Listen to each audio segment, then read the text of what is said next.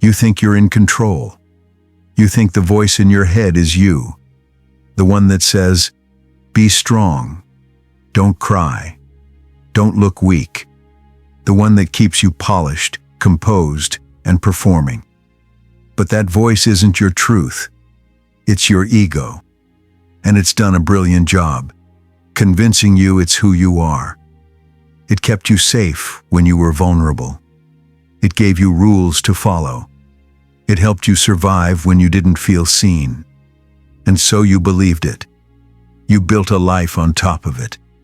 You wore its armor. And you called it me. But what if the version of you you're protecting is the very thing keeping you from feeling alive? The ego doesn't ask, "Who am I?" It asks, "How do I look? Do they like me? Do I sound strong enough, smart enough, healed enough?" It wants approval, not truth. It wants control, not connection. It wants to win, even if it means losing yourself. You post, not to express, but to be seen. You achieve, not to grow, but to be enough. You smile, even when your soul is tired, because being okay is safer than being honest.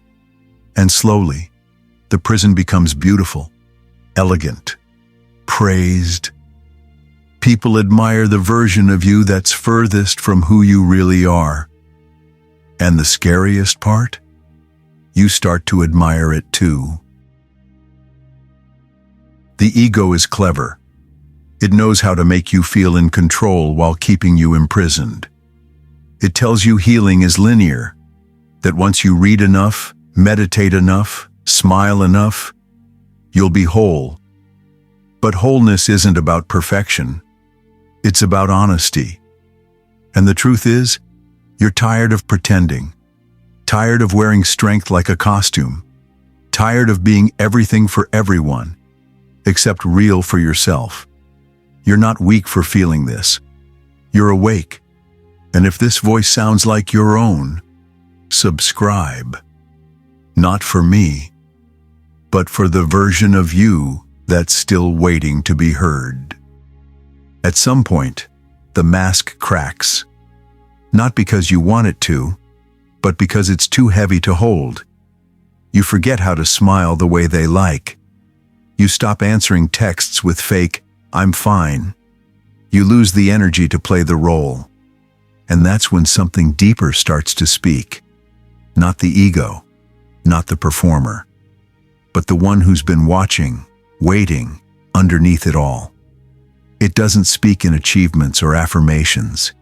It speaks in silence, in discomfort, in longing, in that quiet ache that says, "This isn't who I really am." And once you hear it, you can't unhear it. The real you doesn't need to prove anything. It doesn't chase approval. It doesn't apologize for existing. It feels. It remembers. It forgives. But most of all, it sees. It sees the version of you that's exhausted from performing, the one that stayed quiet to be accepted, the one that kept shrinking so others wouldn't feel small. And it doesn't hate you for it. It just wants you back. You were never meant to be perfect. You were meant to be whole. And wholeness? It doesn't come from fixing what's broken. It comes from loving what you've forgotten. One day, the applause will fade, the compliments will slow, and you'll be left with only one question. Did they love the mask? Or me? That's when you realize your freedom was never in being liked. It was in being known, fully, honestly, even when it's uncomfortable, even when it scares you. Because the real prison isn't being judged.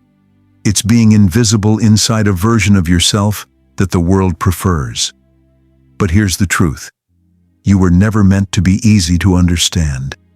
You were meant to be real. So now I'll ask you this. What part of you are you still hiding, even from yourself? Drop it in the comments if you're done performing.